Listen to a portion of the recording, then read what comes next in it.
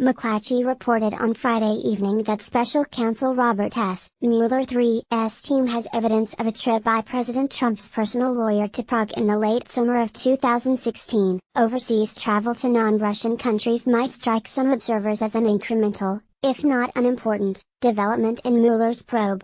That is not the case. Confirmation that Cohen visited Prague could be quite significant. A trip to Prague by Cohen was included in the dossier of reports written by former British intelligence official Christopher Steele. Those reports, paid for by an attorney working for Hillary Clinton's campaign in the Democratic National Committee, included a broad array of raw intelligence, much of which has not been corroborated and much of which would probably defy easy corroboration, focusing on internal political discussions in the Kremlin. Cohen's visiting Prague, though, is concrete. Over the course of 3 of the dossier's 17 reports, the claim is outlined, but we hasten to note that these allegations have not been confirmed by the Washington Post. It suggests that Cohen took over management of the relationship with Russia after campaign chairman Paul Manafort was fired from the campaign in August, because of questions about his relationship with a political party in Ukraine. Cohen is said to have met secretly with people in Prague, possibly at the Russian Center for Science and Culture,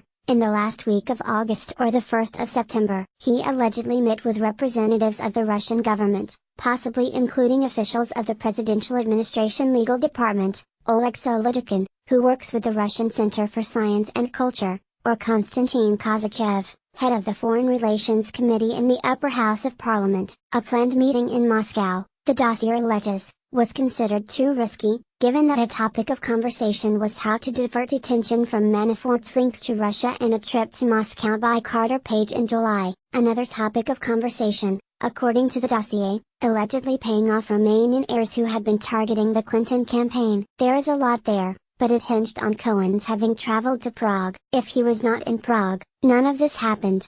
If he visited Prague? Well, then we go a level deeper. McClatchy notes that there is no evidence of who, if anyone, Cohen met with, but that the time frame was in late August or early September, as the dossier suggests, which brings us to the other reason this development could be significant.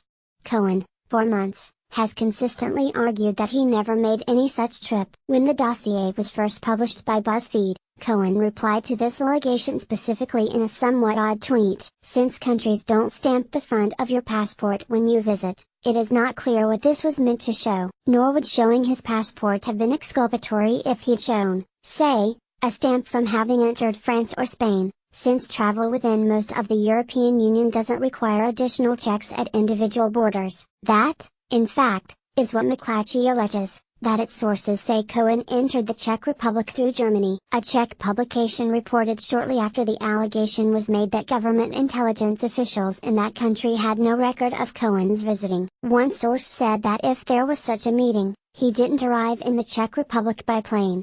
McClatchy's report doesn't contradict that. The day after Cohen's tweet, Trump held a news conference. "He brings his passport to my office," the then president-elect said in response to a question. "I say, hey, wait a minute.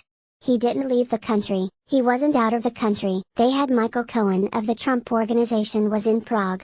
It turned out to be a different Michael Cohen. It's a disgrace what took place. It's a disgrace, and I think they ought to apologize to start with Michael Cohen.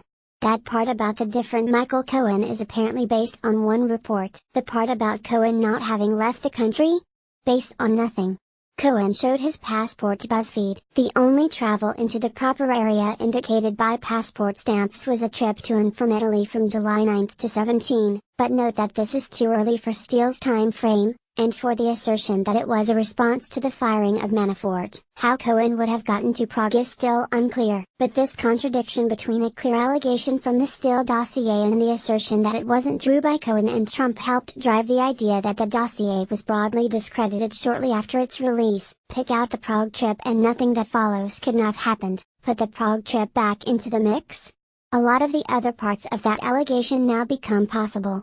What's more, it undermines the credibility of those who insisted that the claim was completely without merit. Look at it another way. If the central conceit of the Steele's claim were accurate, that Cohen was working with agents of the Russian government directly to aid Trump's candidacy, it would be very hard to argue that no collusion took place. Likely requires Cohen's having been in Prague. This is our first significant indication that he might have been.